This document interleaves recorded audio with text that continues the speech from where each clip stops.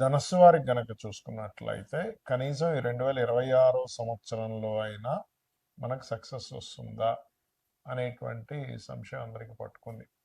మరి సక్సెస్ రావాలంటే అసలు ఏ గ్రహాలు ఎక్కడ ఉన్నాయి, దాన్ని ఎట్లా యాక్టివ్ చేసుకోవాలి? ఖచ్చితంగా తెప్పించవచ్చండి, అదేం పెద్ద విషయం కాదు. అయితే ఇక్కడ గ్రహాలు ఎలా ఉన్నాయనేటువంటి చూసుకోవాలి. మీకు భాగ్యంలో కేతు ఉన్నాడు, అంటే దేవతా అనుగ్రహము గురుస్థానంలో కేతు ఉన్నాడు. ఇది గుర్తుపెట్టుకోండి బాగా. ఇప్పుడు దేవతా అనుగ్రహం వచ్చే దగ్గర ఎక్కడో ఈ ఫలానాది చేస్తా అయిపోద్ది అనుకుంటే ఎక్కడో ఆటంకం అవుతూ ఉంటుంది. అదృష్ట స్థానం అంటారు దాన్ని, 9th హౌస్. అలాగే అర్ధాష్టం శని ఒకటి నడుస్తున్నాను బెంగుంది, ఏం టెన్షన్ పడకండి. కాకపోతే అర్ధాష్టం శని నడిచేటప్పుడు ఎప్పుడైనా సరే ప్రాపర్టీస్ మీద ఇన్వెస్ట్మెంట్స్ చేసేటప్పుడు కానీ, చదువు విషయంలో కానీ, మదర్ హెల్త్ విషయంలో కానీ కొంచెం కేర్గా ఉండాలి అంతే. ప్రయత్న స్థానంలో మాత్రం రాహు ఉన్నాడు మీకు, అది చాలా గొప్ప విషయం. సప్తమంలో గురువు ఉన్నాడు. అయితే దీనికి అసలు మనం ఏం చేసుకోవాలనేటువంటి అంశాలు చెప్తుంది నేనైనప్పటికీ కూడా చెప్పిస్తుంది సాక్షాత్ లలిత అమ్మవారిగా భావిస్తూ. ఫస్ట్ ఆఫ్ ఆల్ ఈ గురువు ఎప్పుడైతే గురువు ఎప్పుడైతే 7లో ఉన్నాడో, 3లో ఎప్పుడైతే రాహు ఉన్నాడో ధనస్సు నుంచి, మీరు నవగ్రహాల్లో రాహు గురు గ్రహాల దగ్గర దీపారాధన చేయండి.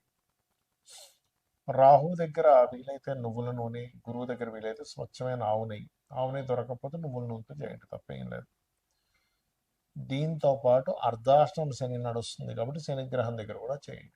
అంటే మొత్తం 3 గ్రహాలు వస్తాయి, శని, రాహువు, గురువు.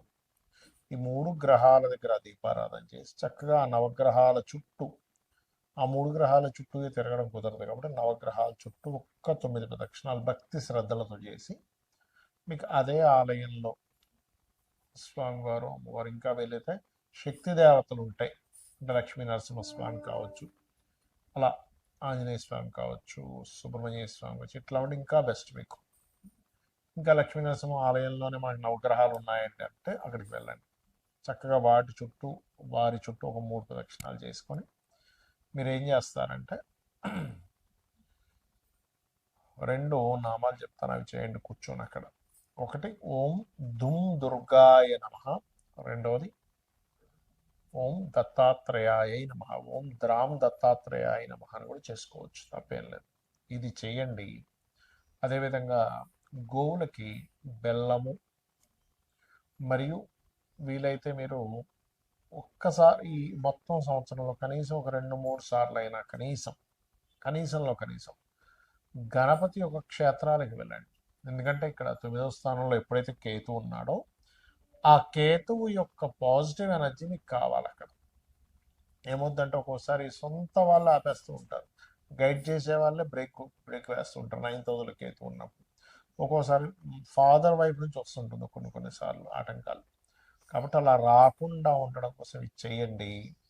100% మీరు అనుకున్న సక్సెస్ పొందుతారు. అలాగే అర్ధాష్టమి శని నడుస్తుంది కదా అని ఏం టెన్షన్ పడకండి. ఓం అనాకలిత సాదృశ్య చుబుకశ్రీ విరాజితాయై నమః అనే మంత్రం చేయండి, ఖచ్చితంగా మీకు బాగుంటుంది.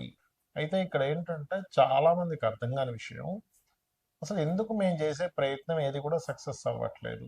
ఎవరినైనా అడిగి చూడండి, మీకేంటి అంటే పలానా గోల్, అది చదువుకునే వాళ్ళు కొంతమంది గోల్ ఐఏఎస్ ఐపీఎస్ అవ్వాలని, లేకపోతే కొంతమందికి ఇల్లు కట్టుకోవాలని, కొంతమందికి బిజినెస్ సాగాలని, ఇలా రకరకాల గోల్స్ ఉంటాయి. ఒక ప్రేమించిన అమ్మాయిని వివాహం చేసుకోవాలని కూడా గోల్ ఉంటుంది. అంటే ఏదైనా కానీ సక్సెస్ అవ్వాలి, అది బిజినెస్ ఏదైనా కానీ. ఎందుకు అవ్వట్లేదు? ఇది మనం స్టడీ అంటారు దీన్ని, ఆస్ట్రాలజీలో ఒక విషయాన్ని స్టడీ చేయడం. అంటే కొంతమంది 3వ స్థానం పాడైంది అనుకోండి, అసలు ప్రయత్నమే చేయరు, ప్రయత్నం చేయడానికి భయపడుతుంటారు. ఆశ ఉంటుంది, నేను ఇది అవ్వాలి ఇది అవ్వాలి, అసలు ప్రయత్నం చేసేదే స్టార్ట్ అవ్వదు. అప్పుడు మీరు ఏం చేయాలంటే 3rd హౌస్ అంటే 3వ స్థానంలో ఉండే గ్రహము, 3వ స్థానాధిపతి, వీళ్ళిద్దరూ కలిసి ఇంకో గ్రహానికి అప్పచెప్తారు. ఆస్ట్రాలజీలో ఉండే గొప్ప సీక్రెట్ ఇది. ఇంకో గ్రహానికి అప్పచెప్తారని ఒక క్యాలిక్యులేషన్ ఉంటుంది, అది ఆస్ట్రాలజీ నేర్చుకున్న వాళ్ళకి తెలుస్తుంది. ఆ గ్రహం ఏ గ్రహానికి అప్పచెప్పారో ఆ గ్రహాన్ని యాక్టివ్ చేసుకోవాలి ఎప్పుడు కూడా. అప్పుడు ఏమవుతుందంటే మీరు స్టార్ట్ చేయగలుగుతారు. అంటే ఏదైనా ఒక పని ప్రారంభించాలి అంటే 3వ స్థానంలో ఉండే ప్లానెట్, 3వ అధిపతి యాక్టివ్ అవ్వాలి. అందుకే చూడండి, అసలు మొదలు పెట్టేసే ఛాన్సే ఉండదు. కొంతమంది మొదలు పెడతారు కానీ దాన్ని కొనసాగించరు. దానికి కారణం ఏమిటి అంటే వాళ్ళకి 7వ స్థానంలో ఉండే గ్రహాలు యాక్టివ్గా ఉండవు. స్టార్ట్ చేసేస్తారు, అన్నీ స్టార్ట్ చేస్తారు. జిమ్కి వెళ్ళిపోతారు, 2 రోజులు జిమ్ చేస్తారు, మళ్ళీ ఆపేస్తారు. లేకపోతే ఇంకోటి ఏదో డైట్ అంటారు, 2 రోజులు ఫాలో అవుతారు, ఆపేస్తారు. నేను మందు మానేస్తున్నా అంటారు, 2 రోజులు మానేస్తారు, మళ్ళీ 3 రోజులు మొదలు పెడతారు. సిగరెట్ మానేస్తున్నా అంటారు, మొదలు పెడతారు. అన్నీ ఇంక అంతే. చదువు ఇవాళ వెళ్ళామంటే టకటక పుస్తకాలు తీసి ఇంక అన్ని పుస్తకాలు ముందుకు పెట్టేసుకుంటారు. ఒక రోజు అంతా విపరీతంగా, 2 రోజులు విపరీతంగా చదువుతారు, 3వ రోజు నుంచి బంద్. ఎందుకు? కారణం ఏమిటి అంటే, దేనికి కారణము? 7వ స్థానం సరిగ్గా లేదంటే దాని కొనసాగింపు సరిగ్గా లేదు. మనకు సక్సెస్ ఎప్పుడు వస్తుంది చెప్పండి? ఒకటి స్టార్ట్ చేయడం, రెండవది కంటిన్యూస్గా కొనసాగించడం. ఆఖరికి మనం జిమ్కి వెళ్ళినా కూడా మనం డబ్బులు కడితే మనకి బాడీ పెరగదు, అంతే కదా? వెళ్ళాలి, డబ్బులు కట్టినందుకు అక్కడ ఇన్స్ట్రక్టర్ ఏం చెప్తున్నారో చేయాలి, పర్ఫెక్ట్గా చేయాలి, డైట్ ఫాలో అవ్వాలి, ఏం తినాలి ఏం తినకూడదో తెలియాలి. దానికి కంటిన్యూస్గా 1 ఇయర్ 2 ఇయర్ కంటిన్యూస్గా చేస్తే బాడీ బిల్డ్ అవుతుంది. అలాగే మనం ఒక సక్సెస్ రావాలంటే అసలు ప్రారంభించడానికి ఆటంకాలు ఉంటాయి. రెండవది, ప్రారంభించింది కొనసాగించడానికి ఆటంకాలు ఉంటాయి. 7th house పాడైతే. అంటే నేను మీకు ఈ విషయాన్ని ఎందుకు చెప్తున్నానంటే, మనం సక్సెస్ రాకపోవడానికి కొన్ని కొన్ని కర్మలు అడ్డుపడుతూ ఉంటాయి. మనం పాస్ట్ లైఫ్లో చేసిన కర్మలు అడ్డుపడుతూ ఉంటాయి. ఇప్పుడు 7th హౌస్ దగ్గరికి వచ్చారు. సరే, కొంతమంది ఏం చేస్తారు, ప్రారంభించారు, కొనసాగించారు, కానీ సక్సెస్ దగ్గరికి వచ్చేసరికి రావట్లేదు. అన్ని ప్రయత్నం చేశాను సార్, హోటల్ పెట్టాను సార్, అడ్వర్టైజ్మెంట్ చేశాను సార్, కానీ లాభాలు రాలేదు. బట్టల షాప్ పెట్టాను సార్, చాలా మందితో తిరిగాను సార్, కానీ లాభాలు రాలేదు. అటెంప్ట్ చేశాను సార్, చదువుకున్నాను, ట్యూషన్స్కి వెళ్ళాను, కానీ ఐఏఎస్ అవ్వలేకపోయా, డాక్టర్ అవ్వలేకపోయా. ఏంటి కారణం ఏమిటి? వాట్ ఈస్ ద సక్సెస్ అవ్వకపోవడం కారణం అంటే, 11th house is success house అంటారు.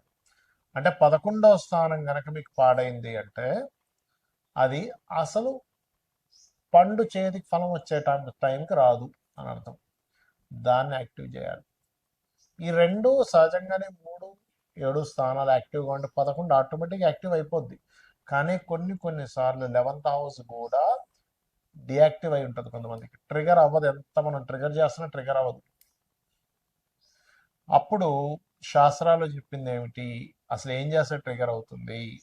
మరి జన్మజాతకమే లేదు నా దగ్గర. జాతకం ఉంటే మీ 3rd లార్డ్ ఎవరో 7th లార్డ్ ఎవరో చూసుకోవచ్చు, కానీ ఏ గ్రహాలు ఉన్నాయో చూసుకోవచ్చు, లేదా ఏ గ్రహానికి అది దాని పోర్ట్ఫోలియో అందిందో చూడొచ్చు. కానీ ఇక్కడ మీకు 11th హౌస్ ఎప్పుడైతే ఇదిగా లేదో అసలు ట్రిగరే అవ్వదు అక్కడ. ఎందుకంటే అసలు సక్సెస్ సాధించాలనే కోరికే ఉంటుంది 11th హౌస్ బాగోపోతే. వాళ్ళకి ఎలా ఉంటుందంటే ఆలోచన, ఏం చేస్తాం సార్, ఏం మిగులుతుంది సార్, ఏం పట్టుకుపోతాం సార్ అంటే, ఏమనంటే ఏం పట్టుకుపోతాం అని మనకుంటే అసలు భూమి మీద ఇంప్రూవ్మెంట్సే ఉండవు. గుర్తుపెట్టుకుని, ఎవడు బల్బు కనిపెట్టేవాడు కాదు, బైక్ కనిపెట్టేవాడు కాదు, ట్రైన్ కనిపెట్టేవాడు కాదు, ఫ్లైట్ కనిపెట్టేవాడు కాదు. ఏం పట్టుకుపోతాం, అయిపోయింది కదా. కాబట్టి అట్లా కాదు, మనిషి ధర్మబద్ధంగా ప్రతిదీ కూడా డిజైర్స్ నెరవేర్చుకోవాలి, సక్సెస్ అవ్వాలని మనకు శాస్త్రాలు చెప్తున్నాయి. మరి దీనికి ఏం చేయాలి? దీనికి పర్టికులర్గా లలితా సహస్రనామాల్లో ఒక నామం ఉంటుంది మీరు సక్సెస్ అవ్వడానికి. దాన్ని ఏ నామం అంటే అది ఓం ఇంద్రగోప పరిక్షిప్త స్మరతోనాభజంగికాయై నమః. ఇది బిజినెస్ ఇంప్రూవ్మెంట్స్కి పనికొస్తుంది, మీరు సక్సెస్ అవ్వడానికి కూడా పనికొస్తుంది. ఎందుకంటే మనం అసలు ఒక విషయంలో సక్సెస్ అవ్వట్లేదు అంటే, ఇప్పుడు చూడండి, చాలామంది తెలియక అజ్ఞానంలో కొన్ని పనులు చేస్తూ ఉంటారు. ఎవడో ఎదుగుతూ ఉంటే వాడిని వెనక్కి లాగుతారు, ఎవడో కొంచెం బిజినెస్ బాగా చేస్తుంటే వాడి బిజినెస్ ఎట్లా నాశనం అయిపోవాలని చూస్తుంటారు. ఇవన్నీ ఏంటంటే కర్మాస్ అంటారు వీటిని.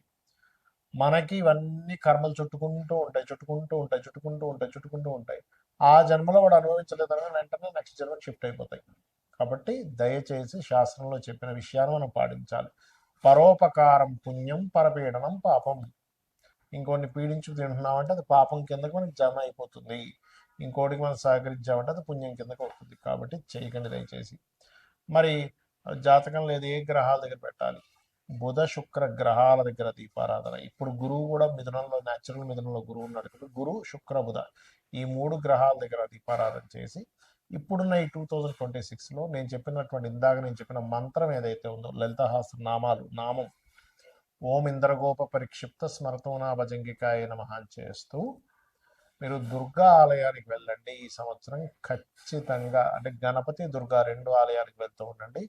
100% మీకు సక్సెస్ వచ్చి తీరుతుంది. శ్రీమాత్రేయ నమః.